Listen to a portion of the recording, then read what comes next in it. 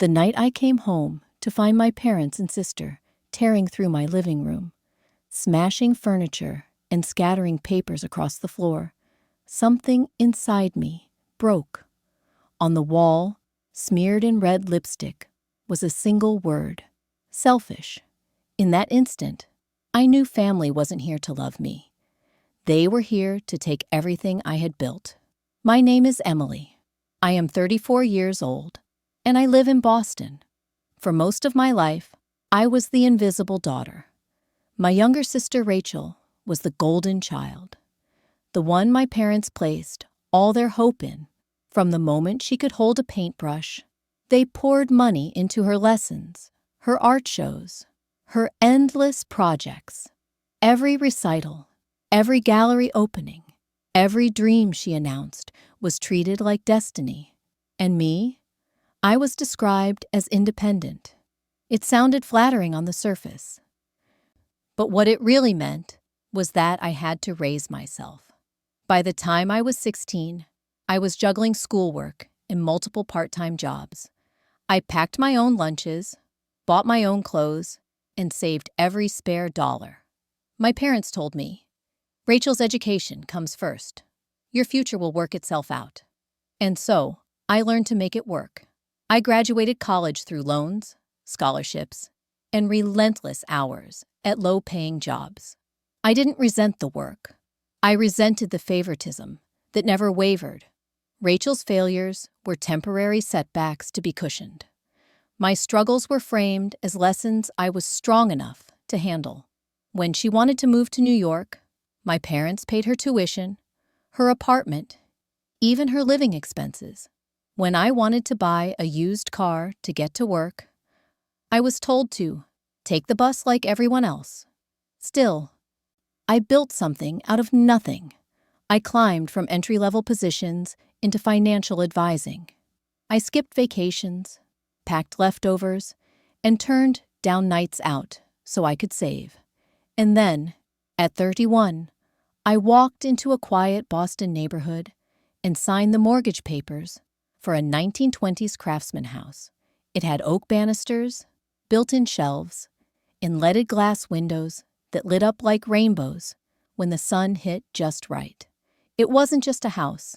It was proof that I could survive being ignored, proof that I didn't need their help, proof that independence had value. For 3 years, that house was my sanctuary. I painted the walls, refinished the floors, and planted a garden. Friends became my chosen family. I thought I had escaped the cycle of favoritism and guilt that defined my childhood. Then, 5 years after my family had cut me off entirely, they reappeared. My mother's voice sounded too casual on the phone. "It's been too long, Emily. We'd love to have you over for dinner. Rachel will be there too." A part of me, the child who still longed for acceptance, wanted to believe this was reconciliation. But deep down, I knew better. Because when I walked into that dinner, they didn't ask about my life or my happiness. They asked about my house. They told me property values in my neighborhood had climbed, that after paying off my mortgage, I'd still have money left to buy something smaller. And then they said the real reason they wanted me there. Rachel owed $250,000, and I was expected to sell my home to save her. The house they tried to take from me was the one place I refused to surrender. What I didn't know then was that they would go further than any family should, to break me. If you are watching this, drop a comment telling me where you are from. Hit subscribe and stay tuned to hear how I finally stood up for myself after years of being the forgotten daughter. From the moment Rachel was born, it was clear whose star my parents planned to follow. She had the sparkle, the charm, the stage presence. Every dance recital had front row seats filled with our parents' cheers. Every art competition ended with flowers in her hands and pictures hung proudly on the wall. They never missed a single performance. Meanwhile, I slipped into the background, the one who took the photographs, the one who drove her to practice, the one whose report cards full of A's were met with a simple, "Good, keep it up." Rachel's tuition was paid in full when she was accepted into an elite art school in New York. They rented her an apartment, covered her utilities, even sent her grocery money. I remember overhearing my mother boast to a neighbor, "Rachel is destined for greatness. She just needs support." Support in our house was a one-way street, because when it came time for me to ask about college, my father leaned back in his chair and said, "You're smart, Emily. You'll figure it out." And so I did. I worked at a coffee shop before school, bagged groceries after, and spent weekends waiting tables. Every dollar went into a jar marked college. By graduation, I had enough for a partial start. Combined with scholarships and loans, I would spend a decade paying down. While Rachel painted canvases in her loft, I was filling out FAFSA forms and walking to class after double shifts. At first, I thought it was just the way things were. She was artistic, I was practical. But practicality doesn't buy respect in a family obsessed with talent. My achievements were invisible next to her spotlight. One moment still burns in my memory. I was 24, just starting to build some savings. $10,000 sat in my account, the most I had ever had. It represented years of saying no to myself, years of sacrifice. That was when Rachel called me late one night, her voice cracking. "Em, I'm in trouble. Tuition's late, and if I don't pay by Friday, I'll be kicked out. Please, you're the only one who can help me." I didn't hesitate. $10,000 wasn't just money, it was security. But she was my sister. I transferred the funds, imagining her painting in her studio, grateful and determined. For weeks, I waited for some acknowledgement, a thank you card, a text, anything. Instead, silence. Months later, during a tense family dinner, I overheard her laughing about a card game she had lost, how she had been so desperate. She even borrowed from Emily to cover it. That was when the truth sliced through me, sharper than any insult. The tuition story had been a lie. My hard-earned savings hadn't gone to secure her future. It had gone to erase her gambling debt. The betrayal left me stunned. Not only had Rachel lied, she had done it so easily, so convincingly, that I believed every word. It wasn't just that she asked. It was that she looked me in the eyes and invented a crisis, knowing I'd hand over everything without question. And in that moment, I understood something I had been blind to for years. Rachel would deceive anyone, even me, her own sister, if it meant getting what she wanted. When I refused to hand over $30,000 to keep Rachel's failing gallery alive, my parents made their decision. The next morning, my calls went unanswered. By the end of that week, my mother had blocked me on social media. Birthday cards were returned unopened. At Christmas, no invitation came. They didn't say goodbye outright. They simply erased me. At first, the silence was unbearable. Holidays hit hardest. I remember staring at a bare table one Thanksgiving, the smell of roasted turkey wafting through my neighbor's open window, and wondering if I'd made the wrong choice. I cried more nights than I can count, not for the money I kept, but for the family that seemed to vanish overnight. Therapy became my lifeline. I sat across from Dr. Rivers in a room that smelled faintly of lavender, trying to piece together why my own parents could discard me so easily. She helped me see the truth. I hadn't abandoned them. They had abandoned me, long before that final argument. Rachel was their chosen star. I was the scapegoat. My refusal to sacrifice wasn't selfish. It was survival. Once I accepted that, something inside me shifted. The grief didn't vanish, but it loosened its grip. I threw myself into work. My company promoted me to financial advisor, then senior advisor. I specialized in helping people untangle toxic money dynamics, ironically, the same kind that had poisoned my own family. Every client I guided felt like a small victory, proof that my pain had a purpose. 3 years into the estrangement, I found my house, a craftsman built in the 1920s, tucked into a quiet Boston street. The moment I walked up the porch steps, I felt it in my bones. This was mine. The oak banister, the fireplace framed by built-in shelves, the windows that cast rainbow light on the hardwood. It was more than real estate. It was a sanctuary. Signing those closing papers remains one of the proudest moments of my life. Life slowly began to fill with people who chose me. The Abernathys across the street invited me to Sunday dinners. My colleague Tara and I turned weeknights into cooking experiments. Even Mr. Jenkins, the gruff man next door, lent me his ladder when I started painting the upstairs trim. These weren't grand gestures. They were simple, genuine connections.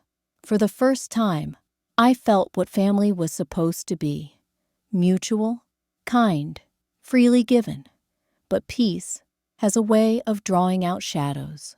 One autumn evening, Mrs. Abernathy mentioned something odd. She'd noticed a man loitering near my property line, always at dusk, always watching. At first, I brushed it off. Boston isn't without its wanderers. But then I spotted him myself, a figure half hidden by the trees, staring a little too long at my front windows before walking away. I told myself it was nothing, maybe a passerby, maybe someone lost, but the unease stayed with me.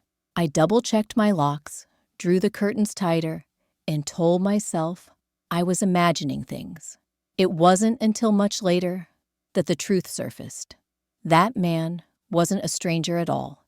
He was connected to Rachel. And suddenly, the thought that she might have been watching me all along made every ounce of peace I had built feel fragile. It happened on an ordinary Tuesday evening. I had just finished watering the tomatoes in my garden when my phone lit up with a number I didn't recognize. For a moment, I considered letting it ring out, but something made me swipe. "Hello, Emily, it's Mom." The wooden spoon I had been holding clattered to the floor. Her voice sounded so casual, like we had spoken just last week. But it had been 5 years. 5 years of silence, 5 years of being erased. My chest tightened with a flood of emotions I couldn't name. She went on, as if nothing had happened. "Your father and I would love to have you over for dinner this Friday. Rachel will be there too. It's been far too long." I agreed before I had even processed the words. After I hung up, I sat on the kitchen floor, back against the cabinets, trying to catch my breath. Why now? Why after half a decade of nothing? The next morning, I booked an emergency session with Dr. Rivers. She listened carefully as I replayed every word. "What do you hope might happen at this dinner?" she asked gently. "Best case, they apologize. Maybe we rebuild something healthier. And what's more likely?" I sighed. "They want something. They wouldn't reach out unless they needed me." Dr. Rivers nodded. "Then you need boundaries. Decide what you will and won't talk about. Decide when you'll leave. Protect what you've built." I repeated her advice like a mantra all week. On Friday, I chose my outfit carefully. Polished, but not flashy. I bought a mid-priced bottle of wine. Not cheap, but not extravagant either. Normal, polite, unremarkable. I didn't want to give them any reason to measure me in dollar signs. Driving up to my childhood home felt surreal. The house looked smaller than I remembered, and older too, paint peeled from the siding.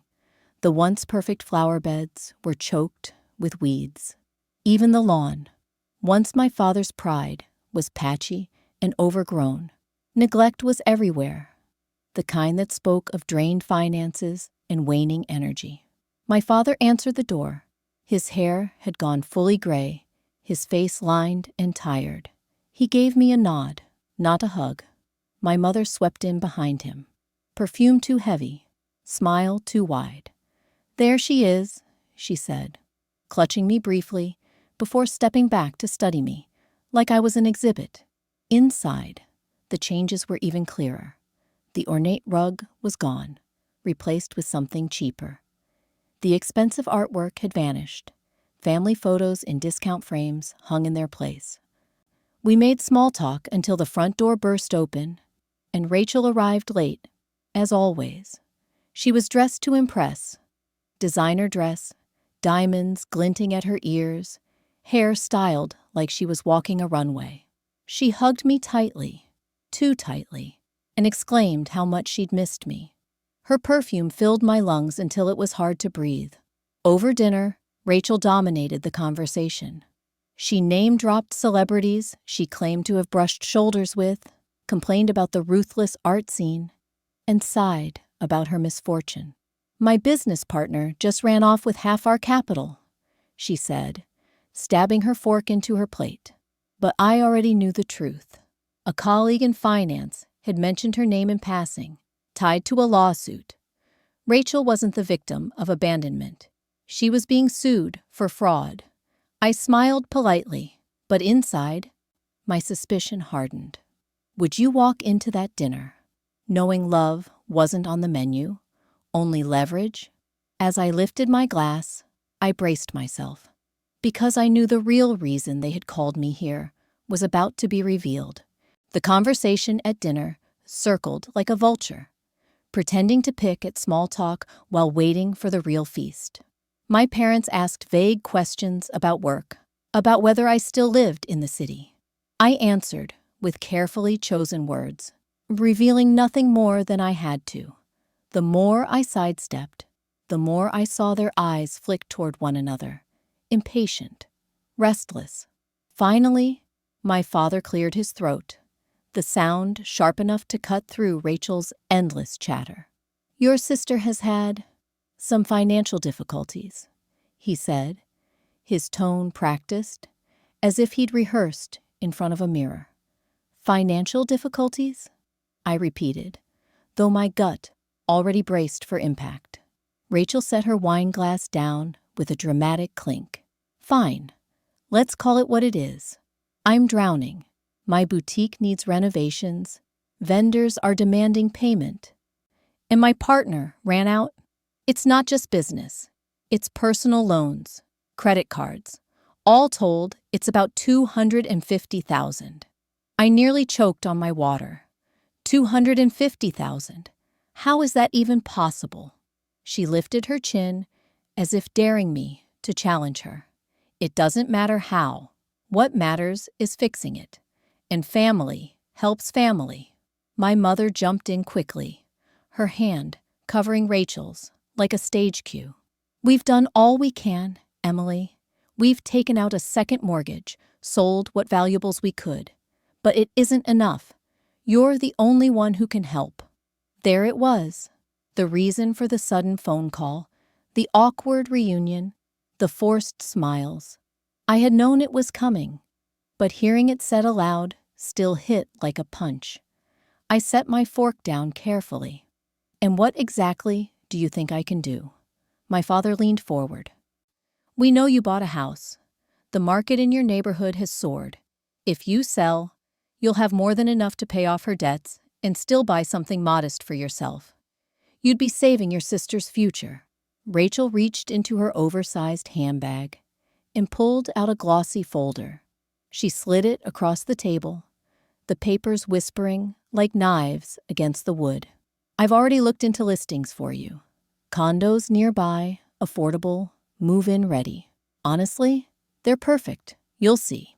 The folder lay between us, like a trap already sprung. Inside, neatly printed pages showed photographs of sterile apartments with price tags circled in bright ink, addresses, square footage, mortgage estimates. They hadn't just thought about this. They had planned it. I stared at the folder, then back at Rachel. You've planned my life without me, I said slowly. She laughed lightly, as if I were overreacting. We're helping you. We've done the research. All you have to do is agree. My father added, This is what family does, Emily. We carry each other. I pushed the folder back across the table. Funny, I carried myself for 34 years, and none of you noticed until I had something you wanted. Silence crashed over the table. My mother's smile faltered. Rachel's jaw tightened. My father's eyes darkened. I stood, my chair scraping against the floor. No, I will not sell my house. I will not give you my life's work. You've taken enough from me already. And for the first time in years, I felt the weight shift. Not onto me, but off me, back where it belonged. The silence, after I refused to sell my house, didn't last long. My father slammed his hand against the table so hard the glasses rattled. Ungrateful, after everything we've done for you, this is how you repay us? My mother's voice rose next, brittle and sharp. You've always been jealous of Rachel. She has talent, she has vision, and all you have is stubborn pride. Jealous. That word hit like a slap. I let out a short, humorless laugh. Jealous. I worked 2 jobs through high school. I buried myself in debt for college. I built a career from nothing, while you emptied your savings into Rachel's fantasies. I bought my house, dollar by dollar. And you dare to call me jealous? Rachel pushed back her chair, her face flushed, tears forming at the corners of her eyes. I didn't ask for all this. I just need a chance. You've always had money saved, Em. You've always been the responsible one. Please, if you won't sell the house, at least co-sign a loan for me. 1 signature. That's all I need. I'll pay it back. I promise. Her words hung in the air, trembling, almost convincing. This was the moment most people would have softened. The moment many would say, She's my sister. I'll give her this 1 chance. I stared at her, remembering the $10,000 I once gave in good faith. The lie about tuition that had really been a gambling debt. Remembering the years of manipulation. The silence that followed when I refused to hand over more. No, my voice came out colder than I expected. I won't sign my name on a loan I know you'll default on. If you sink alone. I won't let you drag me down with you. The room erupted. My mother gasped like I'd committed a crime. How can you be so cruel? She's your sister. My father pointed a finger at me, his face red with fury. Family is supposed to protect each other. I shook my head slowly. Family is not supposed to lie, steal, and expect unconditional sacrifice. You cut me out because I wouldn't give up my savings. Now you want me to sign away my future. I'm done being your safety net. Rachel's tears turned to rage. She slammed her hand against the table, sending silverware clattering to the floor. You think you're better than me. You've always thought that. One day you'll need us, and we won't be there. I've needed you my whole life, I said softly, and you weren't there then, either. I pushed back my chair and stood. My mother called my name, but I didn't stop. I walked to the door, my heart hammering, but my spine straight for the first time in years. The night air hit me like a release. I climbed into my car, hands shaking, but steady enough to turn the key. For a moment, I almost felt free. Then my phone buzzed, 1 message, then another. By the time I reached the end of the street, the screen lit up like fireworks, texts pouring in faster than I could read. Selfish. You'll regret this. Hope you enjoy your house while we lose everything. My stomach knotted as I drove into the dark, headlights cutting through the silence. I knew this wasn't over. In fact, it was only just beginning. 3 days after that disastrous dinner, my doorbell rang. When I peered through the peephole, my parents stood on the porch, their expressions strangely subdued. Against every warning in my head, I opened the door. "We just want to talk," my mother said, her voice soft, almost pleading. "We miss you." They stepped inside, their eyes roaming across my home as if measuring its worth. My father complimented the woodwork. My mother touched the key hooks near the back door a little too long. Their smiles were rehearsed, their questions carefully casual. They left after half an hour, promising they only wanted to reconnect. But my gut twisted. It didn't feel like reconciliation. It felt like reconnaissance. That Friday, I came home late from work. My stomach dropped the instant I saw the front door ajar. My pulse thundered as I pushed it open. The sight stole my breath. My living room was in ruins. Books ripped from shelves, cushions slashed open, glass from shattered frames glittering across the floor, and scrawled in crimson lipstick across the wall, one word: selfish. I stepped inside, heart pounding. That's when I heard it. The muffled shuffle of footsteps. I followed the sound to my office, and there they were, my parents rifling through drawers, Rachel clutching a stack of papers from my filing cabinet. "What the hell are you doing?" I screamed. They froze. My father recovered first, his tone calm, too calm. "Emily, this is for your own good. You'll thank us one day." My mother added, "Things can be replaced. Family cannot. We're teaching you a lesson." I could barely breathe. A lesson. You broke into my home. You destroyed my things. "You call this family?" Rachel stepped forward, papers trembling in her hands. "We found the mortgage documents. Now maybe you'll stop pretending you can't help us." Rage and disbelief warred inside me. "You broke into my house to steal my future." Before I could say more, sirens wailed outside. The dispatcher was still on the line in my pocket. I called the second I saw the door. Blue lights flashed through my windows. Panic finally flickered in their eyes. But Rachel wasn't done. She dropped the papers onto my desk and spat. "This isn't what it looks like. She staged this.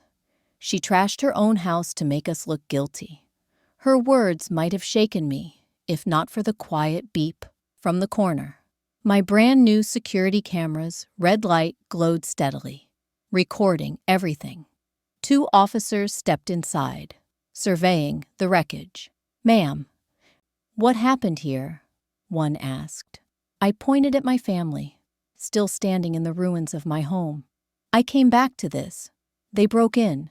They destroyed everything, and they tried to steal my documents." Rachel's voice cracked. "She's lying. She set us up."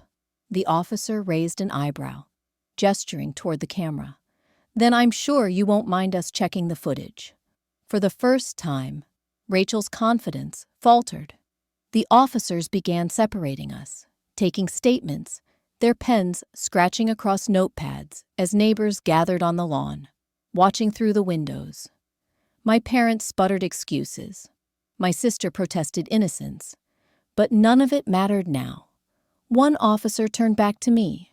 His eyes were steady, professional. "Ma'am, do you want to press charges against your parents and your sister?" My throat tightened. The question hung in the air, heavy as a verdict, and I knew, whatever I said next, nothing in my life would ever be the same again. The decision to press charges left me shaking, but I knew I couldn't back down. For too long, I had been the scapegoat, the one expected to sacrifice without question. That night, as I stood in the wreckage of my living room, surrounded by broken glass and slashed cushions, I realized this was my moment to end the cycle. The police collected evidence, photographed the damage, and escorted my parents and sister away.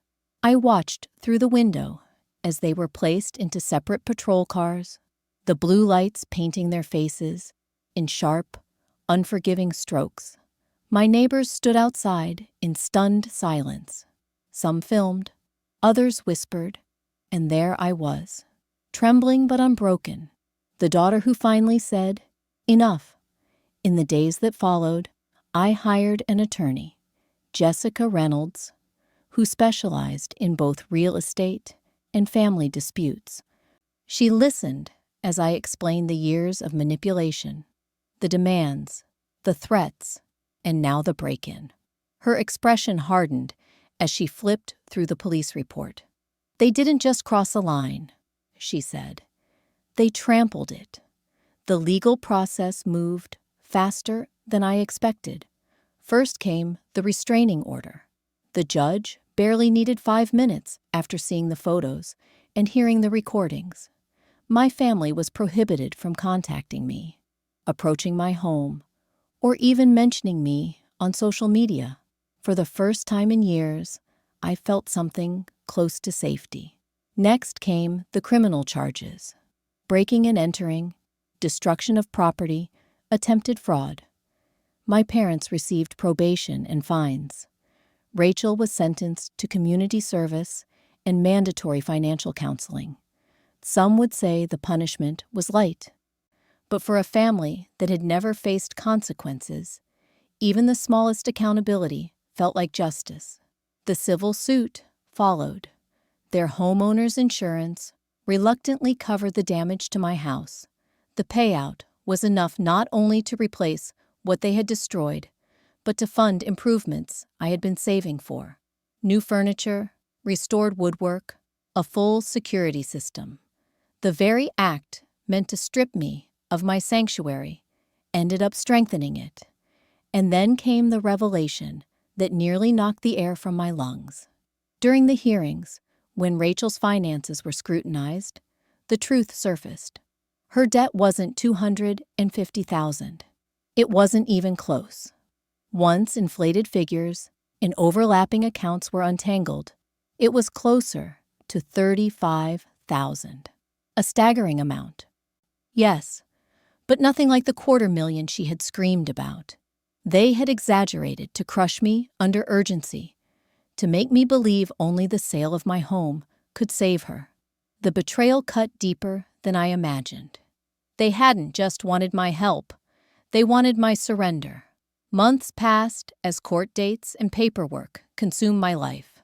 Slowly, my home healed. The hateful word scrawled across my wall was painted over in soft cream. The broken shelves were replaced. My garden grew wild and generous under Mrs. Abernathy's care.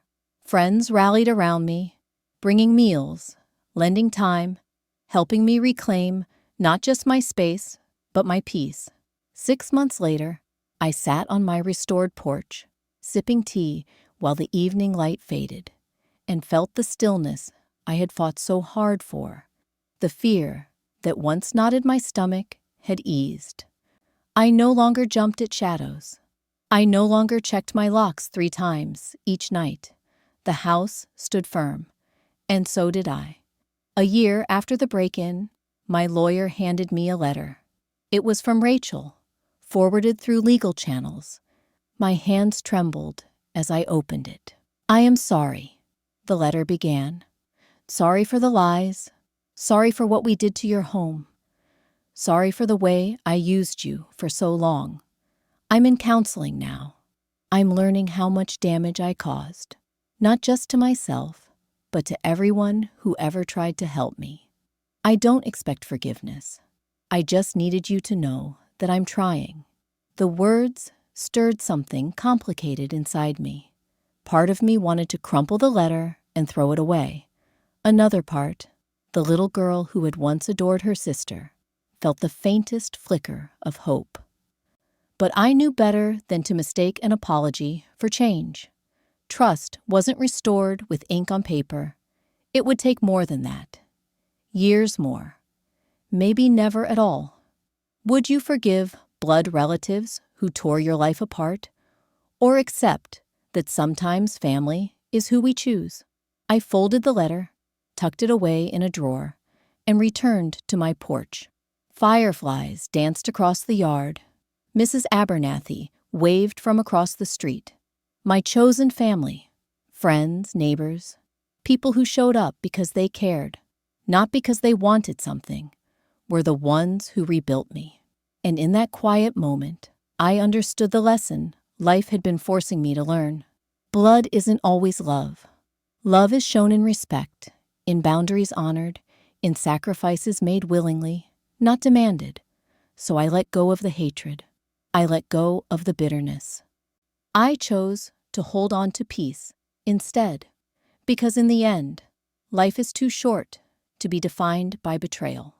The future belongs to those who dare to move forward, unburdened, unbroken, and unafraid.